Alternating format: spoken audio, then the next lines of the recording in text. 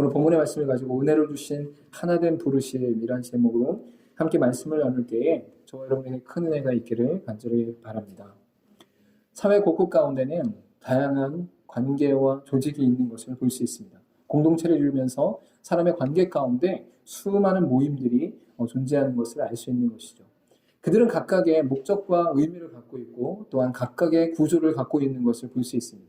각각의 구조 가운데 대표적으로 위로부터의 조직과 구조가 있고 또한 밑으로부터의 조직과 구조가 있는 것을 우리가 알 수 있는 것이죠. 대표적으로 위로부터의 구조는 우리 기득권과 또한 어떤 독재자와 또한 강력한 리더십을 발휘하는 사람들에 의해서 그 조직이 운영되어지고 구조가 감당되어지는 것을 볼 수 있습니다. 그러한 구조가 진행될 때에 그 구조 안에서는 어떤 결정이나 어떤 방향의 제시가 결국은 앞에서 인도하는 사람들에 의해서 나타나게 되는 것을 알 수 있는 것이죠. 이러한 구조가 그들 가운데 나타날 때에 온전하게 리더십이 발휘되어지고 강력한 힘이 나타나서 그들 가운데 목표를 향해 나아갈 때는 굉장히 큰 장점이 있는 것을 알 수 있습니다. 우리나라 같은 경우도 60년대, 70년대, 80년대를 지내는 동안 많은 사람들이 리더십을 발휘했고 그 강력한 리더십 가운데 경제적 부흥기와 성장이 있었던 것을 발견하게 되는 것이죠. 이러한 강력한 리더십이 있음에도 불구하고 이러한 것에 의한 단점은 그 사람이 올바른 방향을 제시하지 못하거나 아니면 힘과 권력과 능력을 자신을 위해서 사용하는 경우들이 발생하게 되어지면 그러한 오용된 것으로 인해 그 사회와 그 관계와 또한 그 구조 자체가 깨어지거나 무너지는 일들이 나타나게 되는 것을 볼 수 있는 것이죠.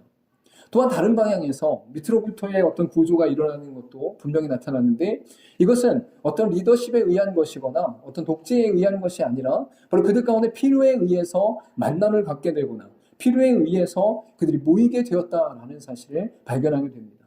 특별히 그린피스와 같이 환경에 대한 문제를 가지고 모이기 시작한 사람들은 그들이 어떤 유익을 바라거나 그들이 어떤 위치를 바라거나 그들이 어떤 돈을 바라지 않고 그들 자체만으로 그들이 이 지구를 살리겠다는 것 또한 환경이 무너지는 것을 보고만 있을 수 없다는 것 이러한 목적 안에서 그들이 연합하고 모이게 되는 것을 볼 수 있는 것이죠. 물론 그들 안에도 구조가 있습니다. 그들 안에도 관계가 있고 역할이 있습니다. 그러나 그들 안에는 최소한의 권력이나 힘이 있고 그들 안에는 역할과 위치 안에서 그이들을 감당하는 것 자체가 아주 중요한 목적으로 나타나는 것을 볼 수 있는 것이죠. 특별히 우리나라도 이러한 관계가 형성되어지고 구조가 형성되어지는 것을 볼 수 있습니다. 과거 가운데는 많은 사람들이 배우지 못했었고 재정을 갖고 있지 못했었고 몇몇 사람들에 의해서 권력이나 힘이나 리더십을 발휘할 수밖에 없는 구조였는데 이제 사회가 점점 변하면서 또 많은 사람들이 공부를 하게 되어지면서 또한 세계가 열리고 인터넷이 열리며 스마트폰으로 인해 사람들의 정보가 풍성해짐을 따라서 바로 우리 가운데 밑으로부터의 구조들도 자연스럽게 형성되고 있는 것을 알 수 있는 것이죠. 밑으로부터의 구조는 각각의 정의가 무엇인가 공의가 무엇인가를 고민하게 되어지고 실제로 이 땅 가운데 필요한 것이 무엇인가 필요치 않은 것이 무엇인가에 대한 깊은 고민을 하게 되는 것을 볼 수 있습니다. 그래서 정치적 성향과 관계와 입장과 시선이 다 다를 수 있지만 이 땅 가운데 어떤 권력을 쥐고 힘을 쥐고 있는 사람들에 의한 구조는 옳지 않다라는 것이 많은 사람들의 관점인 것을 알게 되는 것이죠. 여러분 이러한 구조와 이러한 조직이 바로 사회 가운데 많은 모임과 관계 속에 있는 것을 우리가 발견하게 됩니다. 그럼에도 불구하고 우리 가운데 성령께서 교회를 통해 말씀하시는 하나님의 구조가 무엇이냐 하나님께서 인도하시는 그 역사와 공동체는 무엇이냐라는 것이 우리에게는 더욱 중요하다라는 것을 분명히 말할 수 있습니다.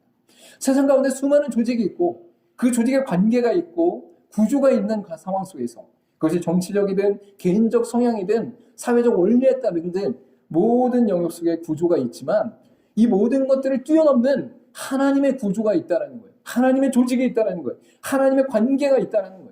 그래서 믿는 자들에 의해서 이 땅 가운데 살아가는 사람들의 관계와 조직은 결국 세상의 위로부터의 조직이든 밑으로부터의 조직이든 그 모든 것들을 뛰어넘어 하나님께서 원하시는 하나님께서 이끄시고 인도하시는 그 구조 안에 거할 수밖에 없다라고 보는 것이죠. 그래서 여러분이 정치적 관계나 시선과 관계들이 있다 할지라도 그것들을 바라볼 때에 그들 가운데 일어나는 일들 속에 사회적 관념이나 통념이나 아니면 대중들에 의한 것에 움직이는 것이 아니라 우리의 관심은 오직 성경을 통해 하나님께서 이 땅 가운데 드러내시는 것이 무엇인가를 바르게 이해하면서 나가는 것이 필요하다라는 것이죠. 특별히 사도 바울은 이러한 것들에 대해서 오늘 본문의 말씀에 아주 분명하고 구체적으로 나타나는 것을 볼 수 있습니다. 특별히 예배소 전체 가운데는 바로 교회에 대한 정의와 구조에 대해 사도 바울은 계속적으로 주장하고 있어요. 그리고 예수 그리스도를 통해서 이 땅 가운데 이루신 하나님의 놀라운 사랑과 은혜가 결국 이 땅에 믿는 자들의 삶 가운데 나타나게 되는데, 그 믿는 자들의 삶의 관계와 구조와 공동체가 결국 어떻게 세워져 가야 되는가를 명확하게 제시하고 있다는 것이죠. 너희는 어떠한 삶의 관계와 어떠한 교육과 어떠한 사회 구조와 어떠한 문화 가운데 있다 할지라도 너희가 이 땅 가운데 살아가는 동안 너희가 취할 자세와 태도와 관계와 구조는 바로 성령 하나님께서 이 땅 가운데 말씀하시는 하나님의 구조여야 된다라는 것을 분명히 선포하고 있는 것이죠. 이러한 관계 속에서 오늘 본문의 말씀은 결국 우리를 부르시고 우리를 세우시고 우리를 함께하게 하신 하나님의 목적과 은혜가 분명히 나타난다라고 볼 수 있습니다. 특별히 교회 안의 공동체 또한 그 관계에서 드러나는 놀라운 은혜는 바로 오늘 본문의 말씀 가운데 4절과 5절과 6절에 나오는 하나님의 속성과 관계 속에 기초하고 있는 것을 분명히 알 수 있습니다. 4절과 5절과 6절의 말씀에 이렇게 선포하고 있습니다. 몸이 하나요 성령도 한 분이시니 이와 같이 너희가 부르심의 한 소망 안에서 부르심을 받았느니라. 주도 한 분이시요 믿음도 하나요 세례도 하나요 하나님도 한 분이시니 곧 만유의 아버지시라. 만유 위에 계시고 만유를 통일하시고 만유 가운데 계시도다라고 분명히 말씀하고 있죠. 오늘 4절부터 6절까지의 말씀은 바로 성부, 성자, 성령 하나님의 독특하시고 완전하신 사역을 말씀하고 있어요.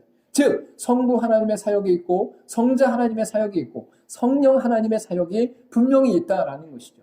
근데 사도 바울은 각각의 사역에 대한 역할과 능력과 위치를 말씀하시면서 그 안에 그것이 분리된 것으로 주장하고 있는 것이 아니라 각자 성부와 성자와 성령 하나님의 역사와 사역이 있음에도 불구하고 그들이 연합해서 하나됨을 통해 하나님의 사역을 이루셨다라는 데에 초점을 두고 있다라는 것이죠. 오늘 본문의 말씀 가운데 4절에 보면 몸이 하나요 성령도 한 분이시니 이와 같이 너희가 부르심의 한 소망 안에서 부르심을 받았느니라 라고 선포하고 있어요. 즉 성령 하나님께서 이 땅과 긍휼과 사랑으로 베푸신 예수 그리스도의 십자가의 죽으심으로 이루신 완전한 사랑 가운데 바로 성령 하나님께서 각 개인과 인생 가운데 인치시고 부르시고 임재하시며 내재하시는 역사를 이루고 계신다라는 것이죠. 결국 성령 하나님께서 우리 각자의 인생 가운데 이미 이루신 하나님의 사랑, 이미 이루신 예수 그리스도의 십자가의 은혜를 적용하시는 일들을 감당하고 있다라는 거예요.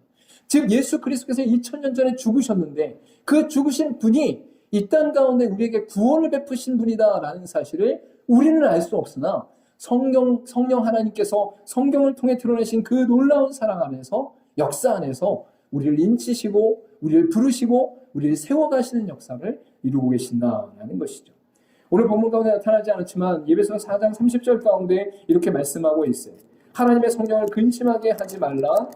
그 안에서 너희가 구원의 날까지 인치심을 받았느니라 라고 분명히 말씀하고 있죠. 성령 하나님을 근심하게 하지 말라.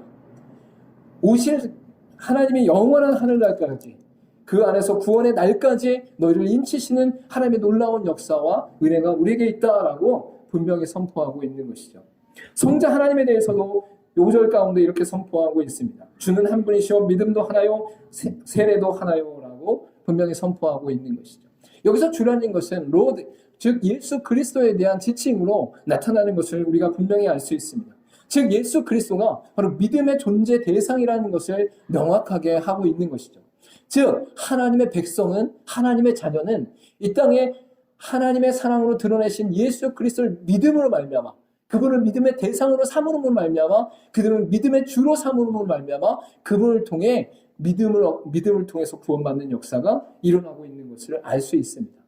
여러분 이런 관계가 우리 가운데 드러날 때에 바로 믿음을 통해서 하나님께서 구원하신 은혜를 바로 예수 그리스도를 통해 나타나셨다라는 것을 분명하게 선포하고 있는 것이죠.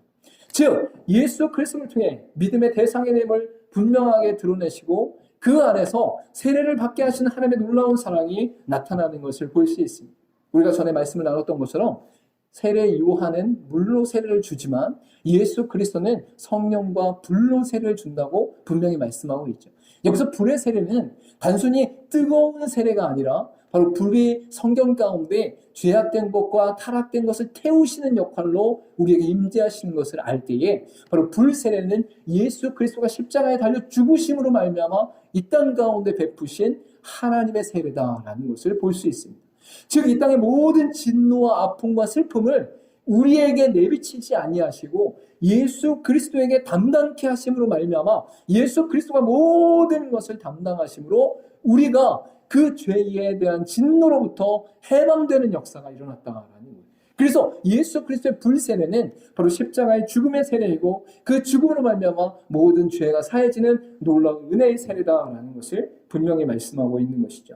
또한 마지막으로 성부 하나님께서 하나님도 한 분이시오 곧 만유의 아버지시라 만유 위에 계시고 만유를 통일하시고 만유 가운데 계시도다라고 선포하심으로 말미암아 성부 하나님께서 온 세상 가운데 아버지로서 위에 계시고 통일하시고 가운데 계시며 충만히 임하시는 통치와 주권을 선포하고 있는 것을 볼 수 있습니다. 즉, 이 땅 가운데 삼위 하나님께서 각자의 역할과 각자의 사역과 각자의 위치가 있음에도 불구하고 한 하나님으로 존재하시는 놀라운 은혜가 그들 가운데 나타났다는 것을 강조하고 있는 것이죠. 사도 바울이 이것을 강조하는 이유가 무엇이냐? 바로 교회가 존재하는 데 있어서 그 교회의 존재는 사람으로부터 존재하는 것이 아니라 사람으로부터 조직되어진 것이 아니라 사람으로부터 구조되어진 것이 아니라 바로 하나님께서 이 땅 가운데 완성하신 바로 삼위 하나님의 원형 가운데 이루어지는 것이 바로 교회다라고 강력하게 선포하고 있는 것입니다. 삼위 하나님께서 각각의 하나님으로서 존재하심과 동시에 한 하나님께서 하나님으로 존재하는 것은 결국 우리 가운데 믿는 자들로 하여금 이 땅 가운데 그 믿음의 근거와 믿음의 원인과 믿음의 원한이 바로 하나님께 있음을 분명히 말씀하고 있는 것이죠. 여러분, 이것이 굉장히 중요한 이유가 무엇인 줄 아십니까?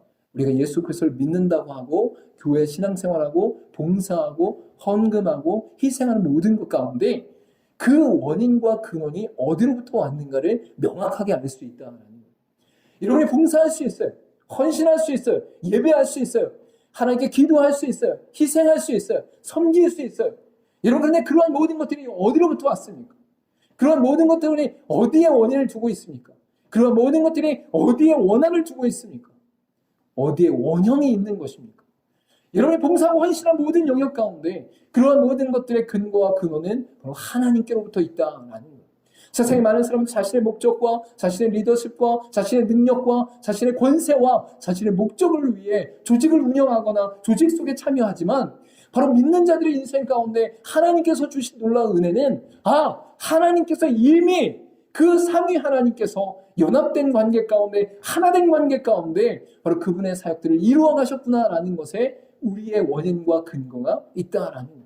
그래서 여러분이 이 땅 가운데 봉사하고 헌신하며 섬기며 교회 가운데 행하는 모든 일들 가운데 바로 삼위 하나님이 원형되시고 원인이 되신다라는 것을 분명히 인식할 수 있어야 됩니다. 여러분, 이걸 잊지 말아야 돼요. 왜? 이것을 잊기 시작하면 교회 안의 봉사와 헌신과 예배가 자기의의가 되어버려요. 내가 열심히 봉사했기 때문에, 열심히 헌신했기 때문에, 열심히 예배했기 때문에 바로 자신이 높아지는 그러한 원리로 뒤바뀌어버리는 일이 나타나게 된다는 것이죠. 이것은 결국 하나님께서 가장 싫어하시는 교만으로 나타나게 되어지고 이 땅 가운데 심판과 징계로 드러나게 되는 것을 우리가 너무나 자명하게 깨닫게 되어지는 것이죠. 여러분, 근데 이러한 삼위 하나님의 원형과 원인이 왜 우리에게 적용될 수 있는가? 왜 우리에게 나타날 수 있는가? 왜 우리에게 보여질 수 있는가가 그 뒤에 7절부터 10절까지의 말씀을 통해 나타나는 것을 볼 수 있습니다. 여러분, 이 땅 가운데 하나님의 자녀가 백성되었다는 것은 결국 삼위 하나님께서 이 땅 가운데 이루신 일들이 나타났고 그것이 여러분의 인생 가운데 완전한 구원의 성취로 드러나게 된 것이죠. 근데 그 드러나는 과정 속에서 이미 예수 그리스도께서 그 원형과 원인의 모든 것들을 드러내시는 은혜가 우리에게 주어졌다라고 분명히 말씀하고 있습니다. 우리 각 사람에게 그리스도의 선물의 분량대로 은혜를 주셨으니 그러므로 이르기를 그가 위로 올라가실 때에 사로잡힌 자들을 사로잡으시고 사람들에게 선물을 주셨다 하였도다 라고 말씀하고 있죠. 즉 예수 그리스도께서 이 땅 가운데 하나님의 선물을 부어주시며 쏟아주시는 가운데 각각의 인생 가운데 그 부르심의 은혜로 충만하게 채우셨다라는 것입니다. 근데 그 부르심의 은혜는 결국 예수 그리스도의 승리 가운데 근거를 두고 있다라는 것이죠. 그래서 사도 바울이 지금 시편 68편 18절의 말씀을 통해 바로 하나님께서 이 땅 가운데 이루신 승리를 선포하고 있다는 것을 더욱더 강력하게 드러내고 있는 것을 볼 수 있습니다. 여러분 시편 68편 18편의 말씀을 사도 바울이 이야기하면서 다윗이 시편 기자로서 하나님을 찬송하고 승리의 찬가를 부어주신 은혜를 나타내는 것을 볼 수 있죠. 그때에 여부스 족속의 땅이었던 예루살렘 가운데 바로 다윗의 정복의 역사를 이루는 것을 볼 수 있어요. 그리고 그 정복이 이루어지고 나서 승리가 이루어지고 나서 그 승리의 찬가를 하나님께 돌려드리고 있는 것을 우리가 알 수 있는 것이죠. 그래서 이 사도 바울이 승리의 찬가를 부르는 다윗의 시편의 고백을 들어서 예수 그리스도의 올라가심, 승천하심, 승귀하심을 말씀하고 있다라고 선포하고 있는 것이죠. 여기에서 대해서 사도 바울이 주장하고 있는 것이 무엇이냐면 9절 가운데 올라가셨다 하였은즉 땅 아래 낮은 곳으로 내리셨던 것이 아니면 무엇이냐라고 분명히 선포하고 있어요. 여러분 다윗의 승리 가운데 승전가를 사도 바울이 구약의 말씀을 들어서 설명하고 있다는 거예요. 근데 그때에 이 사도 바울의 설명은 다윗의 승전가를 부리는 그 모든 것은 전쟁의 승리를 통해 나타나는 것이다. 그리고 그 전쟁의 승리가 결국은 이 땅 가운데 있었던 수많은 우상과 타락과 죄악을 무찔른 하나님의 전쟁의 승리로 나타난다라는 것을 강조하고 있는 것이죠. 그것이 결국은 즉각적으로 그리스도의 죽으심과 부활하심으로 연결되어지는 것을 볼 수 있어요. 왜? 예수 그리스도께서 이 땅에 낮아지심으로 아주 낮고 낮은 곳에 오시지 않았다면 그가 올려짐을 당하지 않았을 것이다 라고 말하고 있는 거예요. 즉 낮은 곳에 내려오지 않았다면 올릴 일도 없다라는 거예요. 계속 높은 곳에 있었다면 그가 또 올릴 일이 없을 텐데 낮아진 곳에 바로 그 인생이 내려오심으로 말미암아 그가 결국은 올려 보냄을 받게 되었다라고 말씀하고 있는 것이죠. 여러분 여기 아주 중요한 의미가 있습니다. 즉 예수 그리스도께서 인간의 몸을 입으시고 인간의 모든 질고와 아픔을 당하시고 십자가에 달려 죽으시고 십자가에서 무덤에 이르기까지 모든 낮아지심이 바로 예수 그리스도의 인생을 통해 나타났기 때문에 그가 영원한 승리와 영원한 완성과 영원한 충만 가운데 온 세상을 통치하시는 높이심을 받게 되었다라고 분명히 말씀하고 있는 것이죠. 여러분이 이 땅 가운데 바로 예수 그리스도의 통치와 주권이 나타났음을 분명히 선포하고 있는 것을 알 수 있어요. 즉 여러분의 인생이 바로 한 사람 한 사람이 교회로서 한 사람 한 사람이 예수 그리스도를 믿는 자로서 한 사람 한 사람이 하나님의 백성으로서 이 땅 가운데 존재할 때에 이미 예수 그리스도를 통한 영원한 승리와 완성이 우리 안에 충만하게 거하게 되었다라고 말씀하고 있는 것이죠. 그래서 10절 말씀 가운데 내리셨던 그가 곧 모든 하늘 위에 오르신 자니 이는 만물을 충만하게 하려 하심이니라 라고 분명히 선포하고 있죠. 여러분 교회라는 존재 자체는 이미 세상의 조직과 세상의 구조와 완전히 달라요. 근데 어느 순간인가 교회의 구조와 교회의 조직과 교회의 관점이 세상을 따라가기 시작했어요. 이것은 어떤 것과 비슷하냐면 이스라엘 백성들이 애굽 땅에 나와서 40년을 돌고 가나안 땅에 들어갔을 때에 사사시대와 통일왕국시대에 거치는 그 과정들 속에 이스라엘 백성들이 하나님을 섬기는 방식을 버리고 세상의 왕들의 통치를 따르는 방식을 쫓는 것과 동일한 것을 볼 수 있어요. 아, 이게 정말 효율성이 좋은 것 같아. 야, 정말 이것은 좋은 결과가 있는 것 같아. 야, 이것을 통해서 정말 좋은 성과를 이루는 것 같아. 이러한 사회적 구조와 사회적 조직과 사회적 방식들이 바로 믿는 자들의 인생 가운데도 들어와서 그러한 것을 쫓는 방식으로 나타나는 게 우리의 변질된 모습이다라고 볼 수 있는 것이죠. 그러다 보니까 그들의 구조 가운데, 교회의 구조 가운데, 교회 공동체와 건물 안에 사람들의 구조 가운데 바로 세상의 구조들이 들어오게 되었다라는 거예요. 그러나 성경에서 말씀하시는 구조는 바로 우리로부터 나타나는 것이 아니라 삼위 하나님의 원형으로서 그분들로부터 나타났고 동시에 우리가 힘써 그 일을 이룬 것이 아니라 자격이 주어진 것이 아니라 예수 그리스도께서 죽으시고 부활하심으로 말미암아 낮아지시고 아주 깊은 곳까지 아주 밑바닥까지 날아가신 그 인생 가운데 그 존재 가운데 결국 올리신 하나님의 놀라운 주권과 능력과 권세로 우리의 통치와 우리의 주권이 하나님께 있음을 분명히 선포하고 있는 것이죠. 여러분, 그래서 교회라는 공동체는 하나님의 통치와 주권 안에 있어요. 그리고 하나님의 원형과 원인 가운데 있어요. 그래서 우리가 교회를 이루고 교회 가운데 거할 때에는 세상의 방식과 원리대로 하는 것이 아니라 하나님의 방식과 하나님의 원리대로 해야 된다라는 거예요. 결국 이러한 충만함이, 이러한 넘침이, 또한 이러한 은혜가 세상 가운데 흘러 넘쳐났을 때에 세상 사람들이 감당하지 못할, 세상 사람들은 도저히 이해할 수 없는, 세상 사람들은 도저히 받아들일 수 없는 능력으로 나타나는 것을 볼 수 있는 것이죠. 여러분, 그래서 우리의 전도와 우리의 선교와 우리의 선포는 단순하게 입술로만 증거하는 것이 아니라 우리의 삶 자체가, 우리의 인생의 중심 자체가 바로 하나님 앞에서의 온전한 삶으로 드러났을 때, 그리고 우리의 관계가 삼위 하나님의 원형과 원인 가운데 그 뿌리를 두고 있을 때에 그것을 바르게 이해하고 바르게 구조할 수 있다라는 것을 분명히 선포하는 것입니다. 여러분에서 이 땅을 살아가는 모든 사람들은 성경에 나타난 하나님의 선포, 즉 믿는 자들이 교회임을 선포하고 그 교회 안에 충만한 그리스도의 주권과 통치가 나타남을 말씀하시고 그 원인이, 그 근원과 원형이 바로 삼위 하나님의 연합과 통일과 하나됨 가운데 나타나고 있음을 분명히 선포하고 있는 거예요. 이것이 원리적으로 보면 여러분 한 사람 한 사람이 이미 뭐라는 거야? 삼위 하나님의 충만한 연합과 하나됨이 임한 곳이라는 거예요. 여러분 한 사람 한 사람이 이미 그 믿음의 능력과 권세 안에서 예수 그리스도께서 이루신 그 놀라운 은혜와 선물로 주신 그 믿음의 수단 안에서 여러분이 이미 하나님의 충만한 원형을 드러내는 통로다라고 말씀하고 있는 것이죠.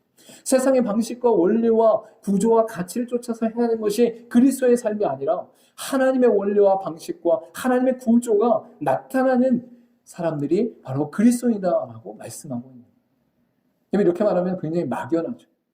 하나님의 원형은 뭐야? 하나님의 원리는 뭐야?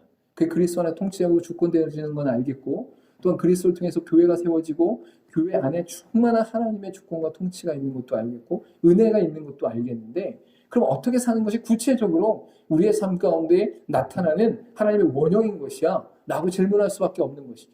그래서 이것에 대해서 성경 전체 가운데 하나님은 계속적으로 말씀하고 있고, 오늘 본문의 말씀을 통해서도 사도 바울이 권면하는 그 내용들 속에 핵심적으로 세 가지 정도가 드러나고 있는 것을 알 수 있습니다. 오늘 본문의 말씀의 1절과 2절과 3절의 말씀에 보면 그 모든 것들이 나타나고 있는데, 첫 번째 1절 가운데 그러므로 주 안에서 갇힌 내가 너희를 권하노니 너희가 부르심을 받은 일에 합당하게 행하며 라고 말씀하고 있는 것을 볼 수 있습니다. 여러분 여기에서 그러므로라고 하는 것은 사도 바울이 진리를 선포하고 교리를 선포하고 원리를 선포하고 위치를 이야기한 다음에 그 존재 자체에 대한 부분에 대해서 그들 가운데 의무를 행하고 실천하고 역할을 온전히 감당하는 것까지 요청하고 있다는 사실을 발견하게 되는 거예요. 그래서 그러므로라는 것은 앞쪽에서 우리가 어떤 존재인가를 분명히 드러내고 동시에 그 존재가 이 땅 가운데 어떻게 살아야 되는가, 어떻게 행해야 되는가까지 요청하고 있다는 것이죠. 이것을 우리가 단순 구조로 이해한다면 교리만 있는 것이 아니라 그것을 하나의 의무로 우리가 행하는 것으로 나타나는 거예요. 교리만 존재하게 되면 그것이 머리가 커져지고 자기 생각만 커져지는데, 그것이 우리 안에 지켜지고 온전하게 나타나는 것으로 이해하면 우리의 의무로 우리가 행할 바로 드러나게 되는 것을 볼 수 있죠. 여러분, 성경의 원리와 가치를 깨닫게 되어지는 것, 그 진리를 알게 되어지는 것에만 멈춰져 있으면 우리의 내면과 우리의 심령 가운데는 충만한 은혜가 있지만 그것이 드러나고 나타나는 한계가 있는 것이죠. 그러나 그것을 실천하고 행하고 우리의 삶으로 살아내기 시작하면 그것이 온전히 진리인 것이 세상 가운데 선포되는 것으로 나타나게 되는 것입니다. 그리고 우리의 위치와 존재가 이제는 타락된 존재로, 사망된 존재로 존재하는 것이 아니라 거룩한 하나님의 백성으로, 완전한 하나님의 나라로 세워짐을 안다면 그 안에서 우리의 역할과 우리의 행할 것들이 온전히 또한 드러나는 것을 볼 수 있는 것이죠. 그래서 오늘 본문의 말씀 가운데 세 가지 말씀하고 있는 거예요. 내가 너희를 권하노니 너희가 부르심을 받은 일에 합당하게 행하여 라고 첫 번째로 말씀하고 있죠. 여러분 여기서 부르심이라는 것은 1차적으로 구원을 말하는 것입니다. 예수 그리스도를 통해서 구원받은 그의 백성을 말하고 2차적으로는 구원받은 백성들이 이 땅 가운데 행할 것들에 대해 하나님의 백성으로 어떻게 살아가게 될 것인가를 깊이 고민하는 것들을 말씀하고 있는 것이죠. 근데 그때에 여기서 말씀하고 있는 것이 무엇이냐? 부르심을 받은 일에 합당하게 행하여 라고 말씀하고 있어요. 여기서 합당하게 행하여 라는 것을 그 근원적인 어원을 우리가 살펴보면 걷다라는 의미를 포함하고 있는 것을 볼 수 있어요. 가장 핵심적으로 걷다라는 것이 합당하게 행한다라는 것에 드러나고 있다라는 것이죠. 여러분, 여기 걷다라는 것은 매일매일의 삶을 말하고 있는 거예요. 여러분의 하루에 아침에 일어나서 저녁에 잘 때까지 우리가 생활하는 삶의 울타리와 영역을 말씀하고 있는 것이죠. 즉 우리가 살아가는 모든 삶의 위치와 삶의 영역 가운데 바로 하나님 앞에 합당하게 행하는, 온전하게 행하는 그러한 삶이 나타나야 된다라고 선포하고 있는 것이죠. 여러분, 두 번째로 그 교회 공동체가 하나님의 백성들이 어떻게 살아가야 할 것인가를 이전에 말씀하고 있는데, 모든 겸손과 온유로 하고 오래 참음으로 사랑 가운데 서로 용납하고 라고 선포하고 있어요. 여러분, 서로 사랑하고 아끼는 것이 우리의 힘과 능력과 의지로 될 것 같지만 도저히 되지 않아요. 내 이익과 내 욕심과 내 가치와 내 관점 안에서 도저히 이해할 수 없는 일들이 끊임없이 일어나기 때문이죠. 그러나 예수 그리스도의 십자가의 죽음이 우리 가운데 있을 때, 나를 구원하신 그 사랑과 은혜가 능력이 우리 가운데 있을 때 우리는 온유할 수밖에 없고 겸손할 수밖에 없어요. 왜? 진리 가운데 그 일을 행하신 분이 하나님이셔서 나는 그분으로부터 은혜 받은 일밖에 없기 때문에 겸손할 수밖에 없고, 또한 내 은혜가 하나님께서 완전하게 이루신 일이기 때문에, 절대 변할 일이 없기 때문에, 절대 깨질 일이 없기 때문에 우리 안에 온유가 넘칠 수밖에 없다라는 것이죠. 그런 말면 우리 가운데 나타나는 것이 바로 사랑으로 충만하게 되어지고 서로 용납하게 되어진다라고 성경은 말씀하고 있죠. 그리고 마지막으로 평안을 매는 줄로 성령이 하나 되게 하신 것을 힘써 지키는 것이 바로 교회로서 만물이 충만케 하신 그리스도의 은혜 가운데 나타나게 되어야 된다라고 말씀하고 있어요. 여기서 평안이라는 것은 단순하게 이 땅에 살아가는 사람들의 심리적인, 정신적인 평안을 말하는 것이 아니라 영적인 완전한 즐거움과 기쁨을 말하는 것이고, 성령께서 우리 가운데 행하게 하신, 말씀하게 하신, 또 하나 되게 하신 것을 힘써 지키는 것은 결국 온전히 복음을 증거해서 이 땅 가운데 하나님의 뜻을 드러내고 영생의 소망을 주는 일에 감당하는 것을 말씀하고 있는 것이죠. 여러분, 이 일들이 일어날 때에 저 여러분이 우리의 삶 가운데 교회로서의 존재로 증명되어지는 것을 볼 수 있어요. 여러분이 어떤 사람이냐, 어떤 존재냐라는 것이 여러분 안에 있을 때는 어떠한 사람도 그것을 다 발견할 수가 없어요. 그래서 우리의 인생 가운데 내가 갖고 있는 가치와 내가 갖고 있는 진리와 내가 갖고 있는 원리들을 드러내는 삶을 사는 게 그리스도인의 삶인 것이죠. 등경 위에 불을 두는 것이 아니라 바로 등경 아래에 불을 두는 것이 아니라 등경 위에 불을 두어 그 빛이 많은 사람들에게 비치게 하는 것이 바로 우리의 인생이다라고 성경은 말씀하고 있어요. 여러분, 그래서 이러한 것들이 우리 가운데 나타났을 때에 우리가 갖고 있는 삼위 하나님의 원형, 삼위 하나님께서 각자의 위치와 역할이 있었음에도 불구하고 하나의 하나님으로, 하나의 가치로, 하나의 진리로 우리 가운데 계시하셨던 것처럼 우리도 이 땅 가운데 예수 그리스도를 통해서 완전한 구원을 얻은 그 생명의 은혜 가운데 바로 하나님 앞에서 진리를 드러내고 만물에 충만한 된 그 교회로서의 존재를 나타낼 필요가 있다라는 것을 분명히 말씀하고 있는 것이죠. 여러분, 이런 이야기를 할 때 우리 가운데 가장 중요한, 또한 가장 실제적으로 나타나는 놀라운 원리는 바로 모든 사람이 하나님 앞에 동등된 관계 안에서 드러나게 된다라는 것입니다. 여러분, 이것은 굉장히 중요해요. 왜? 인간적인 관점과 또한 인간적인 욕심에 의해서는 자신이 계속적으로 높아지려고 하는 욕망이 있어요. 인간은 가장 밑바닥에 그러한 것들을 다 갖고 있다는 사실이에요. 어떠한 사람도 이것을 갖고 있지 않지 않아요. 모든 사람은 이걸 갖고 있어요. 자신의 인생 가운데 교만해지길 원하고, 높아지길 원하고, 최고가 되길 원하고, 인정받길 원하는 그러한 것들이 나타난다는 것이죠. 그러나 이미 그리스도를 통해서 완전한 구원을 받은 인생들은 바로 그 은혜 가운데 거하며 모두가 동등됨 가운데 하나님의 일을 감당하게 되는 것이 지극히 정상적이다라고 본문의 말씀 가운데 드러나는 것이죠. 11절 말씀 가운데 보면 그가 어떤 사람은 사도로, 어떤 사람은 선지자로, 어떤 사람은 복음 전하는 자로, 어떤 사람은 목사와 교사로 삼으셨으니라고 분명히 말씀하고 있어요. 여러분, 여기 사도라는 것은 예수 그리스도를 따르는 자들과 그의 죽으심과 부활하심을 목도한 자들을 말씀하고 있는 것이죠. 여기서 선지자라는 것은 하나님 말씀을 가리키며 하나님 말씀을 드러내며 예언하는 자들을 말씀하고 있는 것이죠. 그리고 복음 전하는 자들은 예수 그리스도 안에서 복음을 증거하며 생명에 이르는 온전한 말씀 선포자로서 이 땅 가운데 거하는 것을 볼 수 있어요. 또한 목사와 교사는 교회 안에서 말씀을 가르치고 양육하며 한 성도가 온전하게 자라는 일에 힘쓰고 애쓰는 사람을 말씀하고 있는 것이죠. 여러분, 근데 여기서 다 동일하게 적용되어지는 의미는 무엇이에요? 어떤 사람이에요? 어떤 사람. 여러분, 여기서 어떤 사람은 사장인 사람은 뭐라고 얘기하지 않아요. 회장인 사람은 뭐라고 얘기하지 않아요. 평신도라는 사람은 뭐라고 얘기하지 않아요.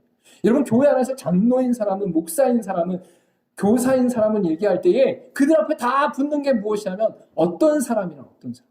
어떤 사람이라는 건 특정한 어떤 위치와 권력과 힘을 말하는 것이 아니라 여러 사람이 있는데, 동등된 위치 가운데 있는데, 모두 다 하나님 앞에 은혜 받은 자로서 하나의 위치 가운데 있는데, 하나님 앞에 은혜 아니고는 도저히 살아갈 수 없는 그 인생으로 존재하고 있는데, 그들 중에 어떤 사람은 사도로, 그들 중에 어떤 사람은 선지자로, 그들 중에 어떤 사람은 복음 전환자로, 그들 중에 어떤 사람은 목사와 교사로 존재한다라는 것이죠. 여러분, 여기에는 일반 사회에서 말하는 조직이 들어가 있지 않습니다. 여러분, 일반 사회에서 말하는 구조가 들어가 있지 않아요. 다 동일하거든요. 그 역할만 말하는 것이지, 그들이 감당해야 될 일들만 말하는 것이지, 그들에게 인간적으로 어떤 특권이나 어떤 권세가 있는 것이 절대 아니다라고 선포하고 있습니다. 여러분, 한국교회와 한국사회를 바라볼 때에 어쩌면 과거의 전철을 그대로 밟고 있는 것은 아닌가라는 생각을 갖게 되어집니다. 예수 그리스도가 이 땅 가운데 오셨을 때에 유대인들과 제사장들과 종교 지도자들과 동일한 반복을 우리가 하고 있다라는 것이죠. 여러분, 어쩌면 기독교 타락해서 1000년 동안 암흑세계에 있었던 구카톨릭의 그 종교 개혁이 일어나기 전의 상태가 지금 한국교회 가운데 일어나고 있다는 거예요. 목사들은 어느 순간 그 교회의 주권자로, 권세자로, 통치자로 서 있는 것을 볼 수 있어요. 입으로는 겸손하고, 입으로는 아무것도 아닌 것 같고, 입으로는 자신들이 종이라고 얘기하고 머슴이라고 얘기하는데, 실제 뒤편으로 가면 모든 권세를 쥐어틀고 그 모든 권력을 이용하면서 그들 가운데 힘을 자랑하는 존재들이 바로 그들이 되어버렸다는 것이죠. 여러분, 이 땅 가운데 교회는 어떤 역할을 해야 되고 어떤 존재로 살아야 됩니까? 여러분, 교회뿐만 아니라 더 나아가서 목사라는 존재는 어떤 위치에서 어떤 역할을 하며 하나님 앞에서 어떤 일을 감당해야 됩니까? 여러분, 교사와 목사가 동일해요. 성도와 목사가 동일해요. 여러분, 장로와 성도가 동일해요. 여러분, 이것을 잊지 마시기를 간절히 소망합니다. 이 원리가 우리 가운데 나타나야 될 필요가 있는 것은 뭐예요? 이것이 어원으로, 근원으로, 원형으로 돌아갈 수 있는 아주 작은 시발점이 되기 때문입니다. 우리 안에 나타나는, 보여지는 시발점이 되기 때문입니다. 왜 너희들은 세상과 같지 않아? 왜 높은 데 있지 않고, 왜 권세를 주려고 하지 않고, 왜 자꾸 낮은 데로 가는 거야? 왜 높은 위치에 있는데, 오랫동안 신앙생활 했는데, 그리고 많은 헌금을 했는데, 많은 봉사를 했는데, 왜 낮은 곳으로 가는 거야? 왜 자꾸 섬기러 가는 거야? 왜 아무것도 아니라고 하는 거야? 이 질문을 하게끔 만들어야 된다는 거예요. 우리가 그 일들을 행함으로 그것을 의도적으로 만드는 것이 아니라, 이러한 것을 보는 자들이 성경에 나타나는 원리들을 발견하게 되는 아주 작은 시발점이 된다는 거예요. 여러분, 우리는 연약해서, 미련해서, 둔해서 눈에 보이는 것을 판단하는 인생들이에요.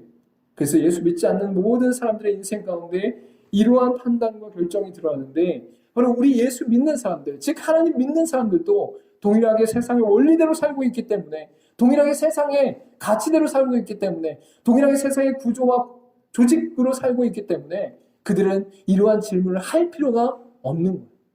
오히려 세상의 타락한 조직과 구조, 세상에 은폐되어지고 또한 심각한 부패 가운데 있는 조직의 구조를 우리가 따르고 있기 때문에 세상이 우리를 걱정하는 시대 가운데 우리는 거하고 있다라고 말할 수밖에 없는 것이죠.